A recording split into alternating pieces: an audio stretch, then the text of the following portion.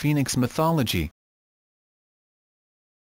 In Greek mythology, a phoenix or phoenix is a long-lived bird that is cyclically regenerated or reborn. Associated with the sun, a phoenix obtains new life by arising from the ashes of its predecessor. A phoenix was subsequently adopted as a symbol in early Christianity.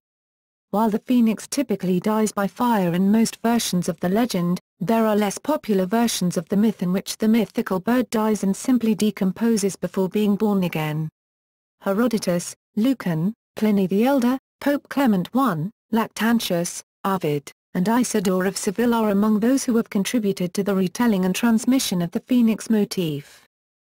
In his study of the phoenix, R. van der Broek summarizes that, in the historical record, a phoenix could symbolize renewal in general as well as the sun, time, the empire, metempsychosis, consecration, resurrection, life in the heavenly paradise, Christ, Mary, virginity, the exceptional man, and certain aspects of Christian life.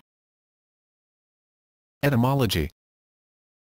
The modern English noun phoenix derives from Middle English phoenix, before 1150, itself from Old English phoenix, around 750. Old English phoenix was borrowed from medieval Latin phoenix and, later, from Latin phoenix, deriving from Greek phoinix. During the Classic period, the name of the bird, phoenix, was variously associated with the color purple, Phoenician, and the date palm. According to an etymology offered by the 6th and 7th century Archbishop Isidore of Seville, the name of the phoenix derived from its purple-red hue, an explanation that has been influential into the medieval period, albeit in a different fashion. The bird was considered the royal bird. With the deciphering of the Linear B script in the 20th century, however, the ancestor of Greek phoenix was confirmed in Mycenaean Greek Ponike, itself open to a variety of interpretations. Relation to the Egyptian Benu. Classical discourse on the subject of the phoenix points to a potential origin of the phoenix in ancient Egypt. In the 19th century, scholastic suspicions appeared to be confirmed by the discovery that Egyptians in Heliopolis had venerated the Benu, a solar bird observed in some respects to be similar to the Greek phoenix. However, the Egyptian sources regarding the Benu are often problematic and open to a variety of interpretations. Some of these sources may have been influenced by Greek notions of the phoenix. Appearance. In terms of physical appearance, a phoenix, when pictured or described in antique and medieval artwork and literature, will sometimes have a nimbus, a physical feature that emphasizes the phoenix's connection with the sun.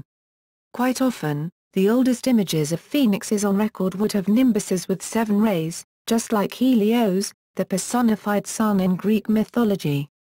Pliny also describes the bird as having a crest of feathers on its head, and Ezekiel the dramatist compared it to a rooster. A phoenix is also commonly associated with royalty in the color purple. A phoenix was, generally, believed to be colorful and vibrant. Tacitus claimed that this was one aspect of the bird that made it stand out from all other birds. Some thought it had peacock-like coloring, although there was no clear consensus about the mythical bird's coloring in antiquity, although Herodotus' claim of a red and yellow theme is popular in many versions of the story on record.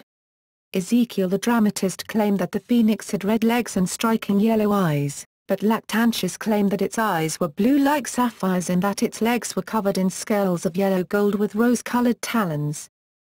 In terms of size, according to van den Broek, Herodotus, Pliny, Solinus, and Philostratus described the phoenix as similar in size as an eagle, while Lactantius and Ezekiel the dramatist both claimed that the phoenix was larger.